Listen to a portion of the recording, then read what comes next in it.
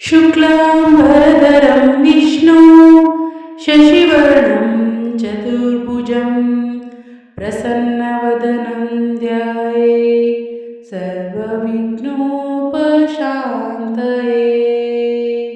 ಗಣೇಶನ ವಿವಿಧ ರೂಪಗಳಲ್ಲಿ ಬಾಲಚಂದ್ರ ರೂಪವನ್ನು ಪೂಜಿಸುವುದಕ್ಕಾಗಿ ಜನರು ಬಾಲಚಂದ್ರ ಸಂಕಷ್ಟ ಚತುರ್ಥಿ ವ್ರತವನ್ನು ಆಚರಿಸ್ತಾರೆ.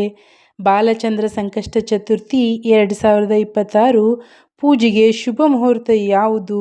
ಬಾಲಚಂದ್ರ ಸಂಕಷ್ಟ ಚತುರ್ಥಿ ಪೂಜೆ ಮಾಡುವುದು ಹೇಗೆ? ಸಂಕಷ್ಟ ಚತುರ್ಥಿ ಮಂತ್ರ ಮತ್ತು ಮಹತ್ವವನ್ನು ತಿಳಿದುಕೊಳ್ಳೋಣ.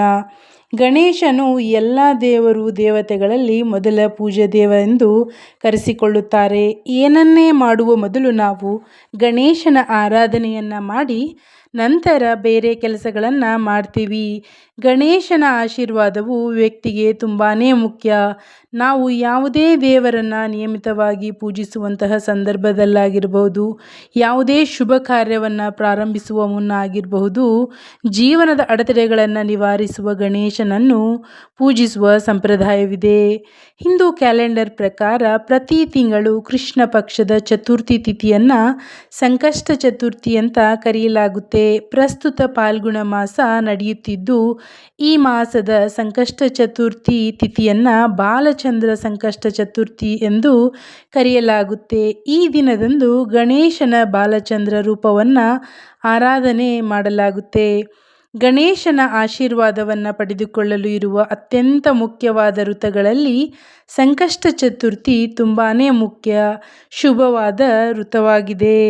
ಯಾವ ವ್ಯಕ್ತಿ ಬಾಲಚಂದ್ರ ಸಂಕಷ್ಟ ಚತುರ್ಥಿ ದಿನದಂದು ಗಣೇಶನನ್ನು ಪೂಜಿಸುವುದು, ಉಪವಾಸ ವ್ರತವನ್ನು ಮಾಡುತ್ತಾನೋ ಅವನು ಎಲ್ಲ ರೀತಿಯ ಹಣಕಾಸಿನ ಸಮಸ್ಯೆಗಳಿಂದ ಮುಕ್ತಿಯನ್ನು ಪಡೆದುಕೊಳ್ತಾನೆ ಎನ್ನುವ ಒಂದು ನಂಬಿಕೆ ಕೂಡ ಇದೆ. ಅಷ್ಟು ಮಾತ್ರವಲ್ಲ, ಈ ಚತುರ್ಥಿ ಪೂಜೆಯು ಸಂತಾನವಿಲ್ಲದ ದಂಪತಿಗಳಿಗೆ ಸಂತಾನ ಭಾಗ್ಯವನ್ನು ಕರುಣಿಸುತ್ತೆ. ಇದರೊಂದಿಗೆ ಕೌಟುಂಬಿಕ ಸಂತೋಷ ಮತ್ತು ಶಾಂತಿ ಕೂಡ ಪ್ರಾಪ್ತಿಯಾಗುತ್ತೆ. ಉದ್ಯೋಗದಲ್ಲಿ ಅಡೆತಡೆಗಳನ್ನು ಎದುರಿಸುತ್ತಿರುವವರು, ಮಾನಸಿಕ ಒತ್ತಡಕ್ಕೆ ಗುರಿಯಾಗುವವರು ಈ ಸಂಕಷ್ಟ ಚತುರ್ಥಿ ವ್ರತದ ದಿನದಂದು ಗಣೇಶನನ್ನು ಪೂಜಿಸಿ ವ್ರತವನ್ನು ಯಾವ ರೀತಿ ಉಪವಾಸ ಮಾಡಬೇಕು, ನಡೆಸ್ಕೋಬೇಕು ಎಂದು ನಾವಿವತ್ತು ತಿಳ್ಕೊಳ್ಳೋಣ. ಬಾಲಚಂದ್ರ ಸಂಕಷ್ಟ ಚತುರ್ಥಿ ದಿನಾಂಕ 2026 ಮಾರ್ಚ್ 6 ಶುಕ್ರವಾರ. ಸಂಕಷ್ಟ ಚತುರ್ಥಿ ಪ್ರಾರಂಭ 2026 ಮಾರ್ಚ್ 6 ಶುಕ್ರವಾರ ಸಂಜೆ 5:53ರಿಂದ ಸಂಕಷ್ಟ ಚತುರ್ಥಿ ಮುಕ್ತಾಯ 2026 ಮಾರ್ಚ್ 7 ಶನಿವಾರ ಸಂಜೆ 7:17 ಸಂಕಷ್ಟ ಚತುರ್ಥಿ ಚಂದ್ರೋದಯ 2026 ಮಾರ್ಚ್ 6 ಶುಕ್ರವಾರ ರಾತ್ರಿ 9:14 ಬ್ರಹ್ಮ ಮುಹೂರ್ತ 2026 ಮಾರ್ಚ್ 6 ಮುಂಜಾನೆ 5:03ರಿಂದ 5:52 ಅಭಿಜಿನ ಮುಹೂರ್ತ 2026 ಮಾರ್ಚ್ 6 ಮಧ್ಯಾಹ್ನ 12:09ದಿಂದ 12:56 ಇರುತ್ತೆ. ಬಾಲಚಂದ್ರ ಸಂಕಷ್ಟ ಚತುರ್ಥಿ ಪೂಜೆ ಹೇಗೆ ಮಾಡೋದು ಎಂದು ನಾವಿವತ್ತು ತಿಳಿದುಕೊಳ್ಳೋಣ. ಬಾಲಚಂದ್ರ ಸಂಕಷ್ಟ ಚತುರ್ಥಿ ದಿನದಂದು ಬ್ರಹ್ಮ ಮುಹೂರ್ತದಲ್ಲಿ ಅಥವಾ ಸೂರ್ಯೋದಯಕ್ಕೂ ಮುನ್ನ ಎದ್ದು ಸ್ನಾನ ಇತ್ಯಾದಿಗಳನ್ನು ಮಾಡಿ ಶುದ್ಧರಾಗಬೇಕು. ಸ್ನಾನದ ಬಳಿಕ ಶುದ್ಧವಾದ ಬಟ್ಟೆಯನ್ನು ಧರಿಸಿ ಪೂಜೆಯನ್ನು ಪ್ರಾರಂಭಿಸುವುದಕ್ಕೂ ಮುನ್ನ ಈ ದಿನ ವ್ರತವನ್ನು ಆಚರಿಸುವುದಾಗಿ ಪ್ರತಿಜ್ಞೆಯನ್ನು ತೆಗೆದುಕೊಳ್ಳಬೇಕು.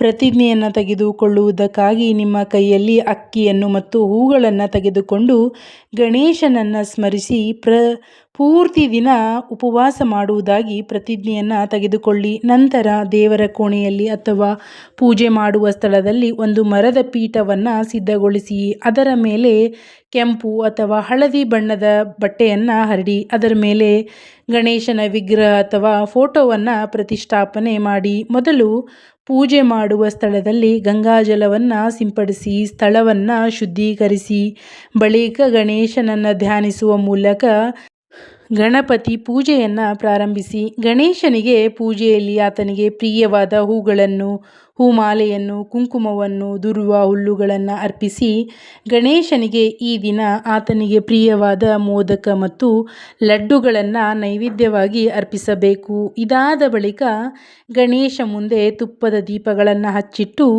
ಧೂಪವನ್ನು ಬೆಳಗಿಸಿ ಈ ದಿನದಂದು ಗಣಪತಿಯನ್ನು ಪೂಜಿಸುವಂತಹ ಸಂದರ್ಭದಲ್ಲಿ ಓಂ ಗಣಪತಯೇ ನಮಃ ಎನ್ನುವ ಮಂತ್ರವನ್ನು ಭಕ್ತಿಯಿಂದ ಪಠಿಸಿ. ಇದಾದ ಬಳಿಕ ಬಾಲಚಂದ್ರ ಸಂಕಷ್ಟ ಚತುರ್ಥಿ ವೃತ್ತಕಥೆಯನ್ನು ಕೇಳಿ ಅಥವಾ ಓದಿ ಪೂಜೆಯ ಕೊನೆಯಲ್ಲಿ ತಪ್ಪದೆ ಆರತಿಯನ್ನು ಮಾಡಿ ಈ ದಿನ ಪೂರ್ತಿ ಉಪವಾಸ ವ್ರತವನ್ನು ಆಚರಿಸಬೇಕು. ಈ ದಿನ ಸಂಜೆ ಸಮಯದಲ್ಲಿ ಚಂದ್ರನಿಗೆ ಅರ್ಘ್ಯವನ್ನು ಅರ್ಪಿಸಿ. ಚಂದ್ರನಿಗೆ ಅರ್ಘ್ಯವನ್ನು ಅರ್ಪಿಸಿದ ನಂತರ ಪೂಜೆಯಲ್ಲಿ ಗಣೇಶನಿಗೆ ನೀಡಲಾದ ನೈವೇದ್ಯ ಪ್ರಸಾದವನ್ನು ತೆಗೆದುಕೊಳ್ಳುವ ಮೂಲಕ ಪೂಜೆಯನ್ನು ಪೂರ್ಣಗೊಳಿಸಿ. ವ್ರತ ಮಾಡುವಾಗ ಇವುಗಳು ಗಮನದಲ್ಲಿರಲಿ. ಸಂಕಷ್ಟ ಚತುರ್ಥಿ ದಿನದಂದು ಸೂರ್ಯೋದಯದಿಂದ ಚಂದ್ರೋದಯದವರೆಗೆ ಉಪವಾಸ ವ್ರತವನ್ನು ಆಚರಿಸಬೇಕು. ಉಪವಾಸದ ಅವಧಿಯಲ್ಲಿ ಭಕ್ತರು ನೀರು ಸೇರಿದಂತೆ ಯಾವುದೇ ಆಹಾರ ಅಥವಾ ದ್ರವಗಳನ್ನು ಸೇವಿಸುವುದನ್ನು ತಪ್ಪಿಸುತ್ತಾರೆ. ಸಂಕಷ್ಟ ಚತುರ್ಥಿ ಉಪವಾಸ ವ್ರತವು ದೈಹಿಕ ಅಥವಾ ಮಾನಸಿಕ ಶುದ್ಧೀಕರಣದ ರೂಪವಾಗಿದೆ. ಉಪವಾಸ ಮಾಡುವಾಗ ಭಕ್ತರು ಗಣೇಶನೊಂದಿಗೆ ಸಂಪರ್ಕವನ್ನು ಗಾಢವಾಗಿಸಲು ಪ್ರಾರ್ಥನೆ, ಧ್ಯಾನ ಮತ್ತು ಇತರ ಆಧ್ಯಾತ್ಮಿಕ ಅಭ್ಯಾಸಗಳಲ್ಲಿ ತಮ್ಮನ್ನು ತೊಡಗಿಸಿಕೊಳ್ಳುತ್ತಾರೆ. ಹಿತ್ತಾಳೆಯ ದೀಪಗಳನ್ನು ಗಣೇಶನ ಪೂಜೆಯಲ್ಲಿ ಈ ದಿನ ಉಪಯೋಗಿಸಬೇಕು. ಲೌಕಿಕ ಚಟುವಟಿಕೆಗಳಲ್ಲಿ ಮತ್ತು ಗೊಂದಲಗಳಲ್ಲಿ ಭಕ್ತರು ತಮ್ಮನ್ನು ತೊಡಗಿಸಿಕೊಳ್ಳಬಾರದು. ಉಪವಾಸ ಮುರಿದ ನಂತರ ಭಕ್ತರು ಜೀರ್ಣಕ್ರಿಯೆಯನ್ನು ಸುಲಭಗೊಳಿಸಲು ಮತ್ತು ಕ್ರಮೇಣ ತಮ್ಮ ಶಕ್ತಿಯ ಮಟ್ಟವನ್ನು ತುಂಬಲು ಸರಳ ಮತ್ತು ಹಗುರವಾದ ಆಹಾರವನ್ನು ತೆಗೆದುಕೊಳ್ಳಬೇಕು. ಗಣೇಶನ ವೃತ್ತಕಥೆಯನ್ನು ಕೇಳದೆ ಸಂಕಷ್ಟ ಚತುರ್ಥಿ ಸಂಪೂರ್ಣವಾಗುವುದಿಲ್ಲ. ಭಕ್ತಿಯಿಂದ ಕೇಳಿಸಿಕೊಳ್ಳಿ. ಬಾಲಚಂದ್ರ ಸಂಕಷ್ಟಿ ಚತುರ್ಥಿಯ ಬಗ್ಗೆ ಸ್ವಲ್ಪ ಮಾಹಿತಿಯನ್ನು ತಿಳಿದುಕೊಳ್ಳೋಣ. ಬಾಲ ಎಂದರೆ ಹಣೆ.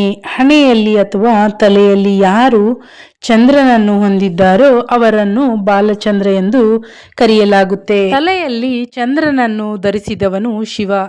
ಗಣಪತಿಗೆ ಶಿವನು ಚಂದ್ರನನ್ನೇ ಭೂಷಣವನ್ನಾಗಿ ಮಾಡಿದನೆಂದು ಆ ಕಾರಣಕ್ಕೆ ಗಣಪತಿಗೆ ಬಾಲಚಂದ್ರ ಎಂಬ ಹೆಸರು ಬಂದಿತೆಂದು ಪ್ರಸಿದ್ಧವಾಗಿದೆ. ಆತ್ಮ ವೈ ಪುತ್ರನಾಮಾಸಿ ಎಂಬಂತೆ ತಂದೆಯ ಮಗನ ರೂಪದಲ್ಲಿ ಪುನಃ ಜನಿಸುತ್ತಾನೆ ಎಂಬ ವಾಕ್ಯದಂತೆಯೂ ಗಣೇಶನ ಶಿವ ಸ್ವರೂಪವೇ ಆಗಿದೆ. ಹಾಗಾಗಿ ಚಂದ್ರಚೂಡನೆಂದು ಅವನನ್ನು ಕರೆಯಬಹುದು. ಹೀಗೆ ಬಾಲಚಂದ್ರನೆಂಬ ಹೆಸರು ಪ್ರಸಿದ್ಧಿಯಾಗಿದೆ. ಒಂದು ಕಾಲದಲ್ಲಿ ಒಬ್ಬ ಲೇವಾದೇವಿಗಾರನು ತನ್ನ ಹೆಂಡತಿಯೊಂದಿಗೆ ನಗರದಲ್ಲಿ ವಾಸಿಸುತ್ತಿದ್ದನು. ಅವರಿಗೆ ಮಕ್ಕಳಿಲ್ಲ ಎಂಬ ಕೊರಗು ಸದಾ ಕಾಡುತ್ತಿತ್ತು. ಒಂದು ದಿನ ಲೇವಾದೇವಿಗಾರನ ಹೆಂಡತಿಗೆ ನೆರೆಮನೆಯ ಮಹಿಳೆ ಸಂಕಷ್ಟ ಚತುರ್ಥಿಯನ್ನು ಪೂಜಿಸುವಂತೆ ತಿಳಿಸ್ತಾರೆ. ಗಣೇಶನ ಕತೆ ಕೇಳಿದ ಆಕೆ ಮನೆಗೆ ಬಂದು ಪೂರ್ಣ ವಿಧಿವಿಧಾನಗಳೊಂದಿಗೆ ಪೂಜೆ ಮಾಡಿ ಮುಂದಿನ ಚತುರ್ಥಿಯಂದು ಉಪವಾಸ ಮಾಡ್ತಾಳೆ. ಗಣೇಶನ ಆಶೀರ್ವಾದದಿಂದ ಲೇವಾದೇವಿ ದಂಪತಿಗೆ ಗಂಡು ಮಗುವಾಗುತ್ತೆ. ಲೇವಾದೇವಿಗಾರನ ಮಗ ಬೆಳೆಯುತ್ತಾರೆ. ಆಗ ಉಪವಾಸ ವ್ರತ ಮಾಡಿ ಗಣೇಶನಿಗೆ ಪ್ರಸಾದ ನೀಡಬೇಕು ಎಂದು ನಿರ್ಧರಿಸಿದಳು. ಆದರೆ ಮಗ ಮದುವೆ ವಯಸ್ಸಿಗೆ ಬಂದಿದ್ದಾನೆ. ಮದುವೆಯಾದ ಬಳಿಕ ಈ ವ್ರತ ಮಾಡೋಣ ಎಂದು ದಂಪತಿ ಸುಮ್ಮನಾಗುತ್ತಾರೆ. ಇಷ್ಟು ವರ್ಷಗಳ ಕಾಲ ಒಂದಲ್ಲ ಒಂದು ನೆಪ ಹೇಳಿ ಪೂಜೆಯನ್ನು ಮುಂದೂಡುತ್ತಿದ್ದ ಲೇವಾದೇವಿಗಾರ ದಂಪತಿ ವಿರುದ್ಧ ಗಣೇಶ ಕೋಪಗೊಳ್ಳುತ್ತಾನೆ. ಈ ವೇಳೆ ಮದುವೆಗೆ ಇನ್ನೇನು ದಿನ ಬಾಕಿ ಇದೆ ಎಂದಾಗ ಗಣೇಶ ಲೇವಾದೇವಿಗಾರನ ಮಗನನ್ನು ಅರಳಿ ಮರದಲ್ಲಿ ಬಂಧಿಯಾಗಿಡ್ತಾನೆ. ಮಗ ಕಾಣದಾದಾಗ ಇಬ್ಬರು ಹುಡುಕುತ್ತಾರೆ. ಆದರೆ ಆತನ ಸುಳಿವು ಮಾತ್ರ ಸಿಗುವುದಿಲ್ಲ. ಈ ವೇಳೆ ಮಗನ ಧ್ವನಿ ಅರಳಿ ಮರದಿಂದ ಬರುತ್ತಿರುವುದು ಕೇಳುತ್ತದೆ. ಆಗ ಮಗ ಯಾವ ಉದ್ದೇಶಕ್ಕಾಗಿ ಅರಳಿ ಮರದಲ್ಲಿ ಬಂಧಿಯಾಗಿದ್ದಾನೆ ಎಂಬುದು ತಿಳಿಯುತ್ತದೆ. ತಪ್ಪಿನ ಅರಿವಾದ ಲೇವಾದೇವಿಗಾರ ದಂಪತಿಗಳು ಸಂಕಷ್ಟ ಚತುರ್ಥಿಯ ದಿನ ವಿಧಿವತ್ತಾಗಿ ಪೂಜೆ ಆಚರಿಸಿ ಕತೆ ಕೇಳಿ ಗಣೇಶನಿಗೆ ಪ್ರಸಾದವನ್ನು ಅರ್ಪಿಸುತ್ತಾರೆ. ಇದರಿಂದ ಸಂತಸಗೊಂಡ ಗಣೇಶ ಮಗನನ್ನು ಬಿಟ್ಟು ಕಳಿಸುತ್ತಾನೆ ಎಂಬ ವಿಷಯದ ವಿಚಾರ ರೂಢಿಯಾಗಿದೆ. ಬೆಳಗ್ಗೆ ಬೇಗ ಎದ್ದು ಗಣೇಶನಿಗೆ ಪೂಜೆ ಮಾಡಿ ಇಡೀ ದಿನ ಉಪವಾಸವನ್ನು ಆಚರಿಸಿ, ಏಕೆಂದರೆ ಹೀಗೆ ಮಾಡುವುದರಿಂದ ಎಲ್ಲ ಇಷ್ಟಾರ್ಥಗಳು ಈಡೇರುತ್ತವೆ. ದಿನದಲ್ಲಿ ಯಾವುದೇ ರೂಪದಲ್ಲಿ ಅಕ್ಕಿ, ಗೋಧಿ ಮತ್ತು ಬೇಳೆಕಾಳುಗಳನ್ನು ಸೇವಿಸಬಾರದು. ಸಂಜೆ ಗಣಪತಿಯನ್ನು ಗರಿಕೆ ಹೂಗಳು, ಧೂಪ ದ್ರವ್ಯಗಳನ್ನು ಅರ್ಪಿಸಿ ಮಂಗಳಾರತಿ ಮಾಡಬೇಕು.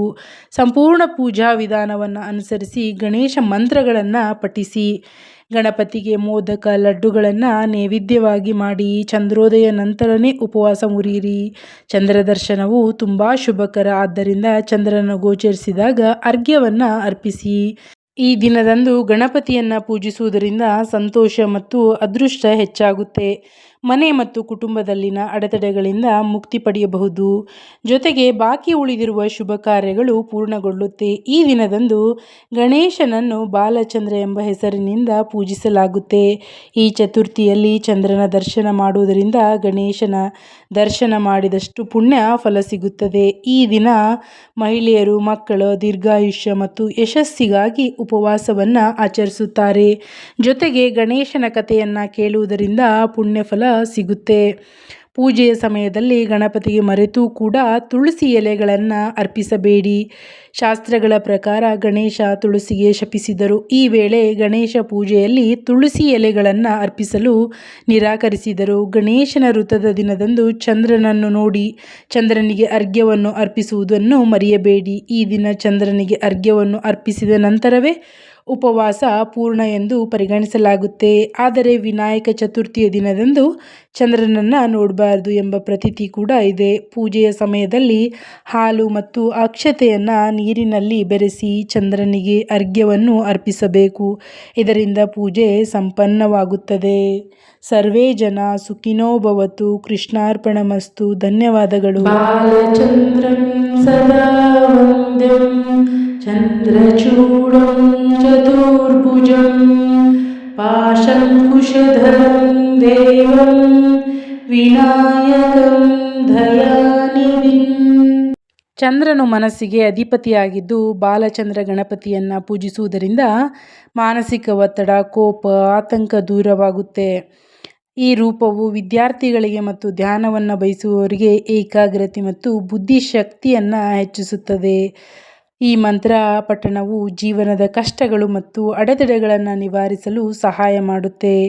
ಬಾಲಚಂದ್ರ ಗಣಪತಿಯನ್ನು ಸೋಮವಾರ ಅಥವಾ ಗಣೇಶ ಚತುರ್ಥಿಯ ದಿನದಿಂದ ವಿಶೇಷವಾಗಿ ಪೂಜಿಸುವುದು ತುಂಬಾ ಶ್ರೇಷ್ಠ. ವಿಡಿಯೋ ಪೂರ್ಣವಾಗಿ ನೋಡಿ ಗಣೇಶನ ಕೃಪೆಯನ್ನು ಪಡೆಯಿರಿ.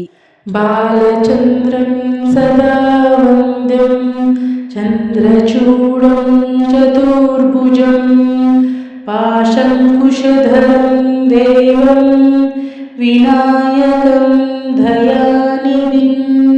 ಬಾಲಚಂದ್ರಂ ಸದಾ ವಂದ್ಯಂ ಚಂದ್ರಚೂಡಂ ಚತುರ್ಭುಜಂ ಪಾಶಂಕುಶಧರಂ ದೇವಂ ವಿನಾಯಕಂ ದಯಾನಿಧಿಂ. ಬಾಲಚಂದ್ರಂ ಸದಾ ವಂದ್ಯಂ ಚಂದ್ರಚೂಡಂ ಚತುರ್ಭುಜಂ ಪಾಶಂಕುಶಧರಂ ದೇವಂ ವಿನಾಯಕಂ ದಯಾನಿಧಿಂ. ಬಾಲಚಂದ್ರಂ ಸದಾ ವಂದ್ಯಂ ಚಂದ್ರಚೂಡಂ ಚತುರ್ಭುಜಂ ಪಾಶಂಕುಶಧರಂ ದೇವಂ ವಿನಾಯಕಂ ದಯಾನಿಧಿಂ. ಬಾಲಚಂದ್ರಂ ಸದಾ ವಂದ್ಯಂ ಚಂದ್ರಚೂಡಂ ಚತುರ್ಭುಜಂ ಪಾಶಂಕುಶಧರಂ ದೇವಂ ವಿನಾಯಕಂ ದಯಾನಿಧಿಂ. ಬಾಲಚಂದ್ರಂ ಸದಾ ವಂದ್ಯಂ ಚಂದ್ರಚೂಡಂ ಚತುರ್ಭುಜಂ ಪಾಶಂಕುಶಧರಂ ದೇವಂ ವಿನಾಯಕಂ ದಯಾನಿಧಿಂ. ಬಾಲಚಂದ್ರಂ ಸದಾ ವಂದ್ಯಂ ಚಂದ್ರಚೂಡಂ ಚತುರ್ಭುಜಂ ಪಾಶಂಕುಶಧರಂ ದೇವಂ ವಿನಾಯಕಂ ದಯಾನಿಧಿಂ.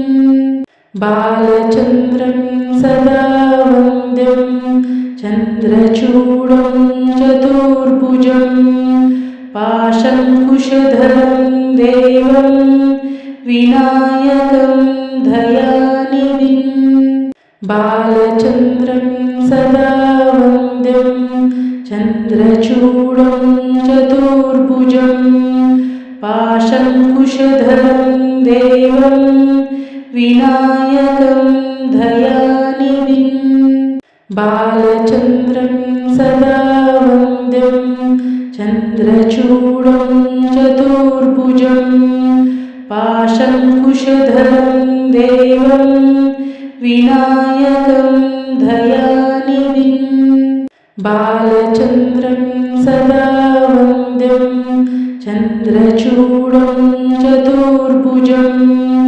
पाशङ्कुशधरं देवं विनायकं दयानिधिं बालचन्द्रं सदा वन्द्यं चन्द्रचूडं चतुर्भुजं पाशङ्कुशधरं देवं विनायकं दयानिधिं बालचन्द्रं सदा वन्द्यं चन्द्रचूडं चतुर्भुजं पाशङ्कुशधरं देवं विनायकं दयानिधिं बालचन्द्रं सदा वन्द्यं चन्द्रचूडं चतुर्भुजं पाशङ्कुशधरं देवं विनायकं दयानिधिं बालचन्द्रं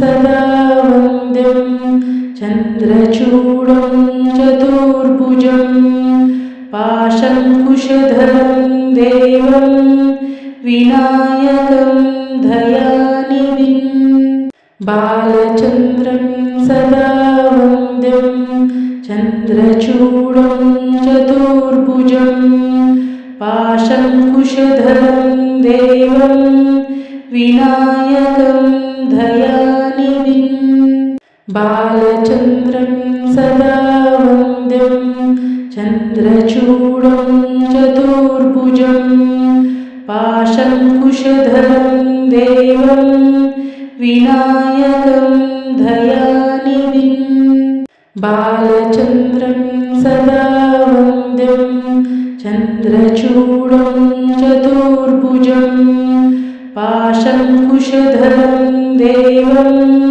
विनायकं दयानिधिं बालचन्द्रं सदा वन्द्यं चन्द्रचूडं चतुर्भुजं पाशङ्कुशधरं देवं विनायकं दयानिधिं बालचन्द्रं सदा वन्द्यं चन्द्रचूडं चतुर्भुजं पाशङ्कुशधरं देवं विनायकं दयानिधिं बालचन्द्रं सदा वन्द्यं चन्द्रचूडं चतुर्भुजं पाशङ्कुशधरं देवं विनायकं दयानिधिं बालचन्द्रं सदा वन्द्यं चन्द्रचूडं चतुर्भुजं पाशङ्कुशधरं देवं विनायकं दयानिधिं बालचन्द्रं सदा वन्द्यं चन्द्रचूडं चतुर्भुजं पाशङ्कुशधरं देवं विनायकं दयानिधिं बालचन्द्रं सदा वन्द्यं चन्द्रचूडं चतुर्भुजं पाशङ्कुशधरं देवं विनायकं दयानिधिं बालचन्द्रं सदा वन्द्यं चन्द्रचूडं चतुर्भुजं पाशङ्कुशधरं देवं विनायकं दयानिधिं बालचन्द्रं सदा वन्द्यं चन्द्रचूडं चतुर्भुजं पाशङ्कुशधरं देवं विनायकं दयानिधिं बालचन्द्रं सदा वन्द्यं चन्द्रचूडं